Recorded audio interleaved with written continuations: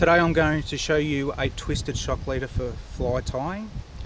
The idea of this is to connect the leader material to your fly line with the welded loop knot, and this will create, the twisted shock leader will create a loop and a twist and enough length there to cast the big flies over.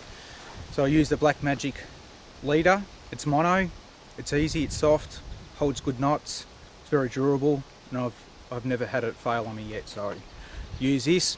The idea of getting the length of this is to put your fingertips end to end, outwards, so out like that, and then you'll grab your scissors, trim it off, and then what you've got is about 5 foot of mono leader.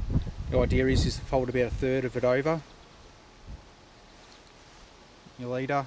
This is what you'll have tie your fly on.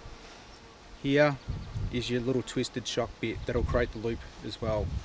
So get your fingers, just run it up, just bend it, make a nice little kink. It's easier to get it started. And then you've got your tag end and your leader end. So the idea is to finger and thumb to go together the same way, so it comes on each other, not opposite to each other. It'll just keep on spinning in your hand. So the idea is, get it there, get your little kink, wrap it over. I'll keep a bigger loop on it, just to show you guys, but usually you keep it a little bit tighter than that. And the idea is just to keep on rolling your fingers over until you get to the tag end, which then we'll finish off with a granny knot. Keeping the tight leader all the way, it does make it better. Then you're keeping your tag end a couple of centimetres.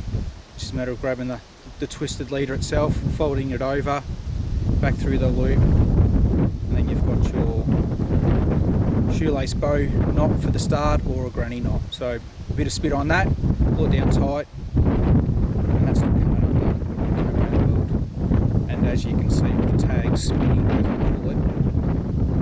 that's why it's called a twisted shock leader. So it's got a bit of give when those big cod come and hit. Cut off the tag, make it a bit more presentable, easy to go through the guides when you're first rigging up. And then there you go, you've got about 3 foot of twisted shock leader. So what you do next is you grab your loop that's on the end of your fly line, that's a welded loop knot. Most quality fly lines have this. It's a Rio intermediate line, and that's your loop there.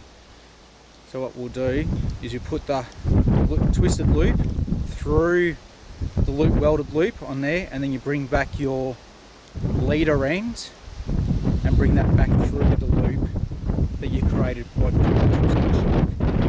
Feed that through, get the knot through, fold it over.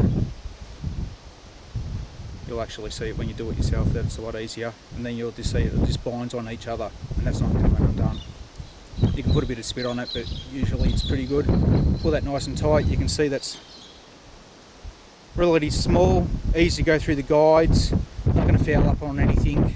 You've got your granny knot with your small little tag, and then you've got your leader part, which, once you tie your fly on a few times, you'll just have to twist up another one. So I've done this out of 60 pounds, so you can see, but I do use this quite often for surface fishing. And then when you go to connect your fly to the ends, just use a loop knot. It's pretty good, or a clinch knot. So that's it. That's the twisted shock leader. As you can see, it's not very long. It's long enough to roll over big flies. If you had that any longer, what would happen is the flies would get caught in the wind or the breeze, and being wet, it would take a lot more to roll them over. So keeping it short eliminates that.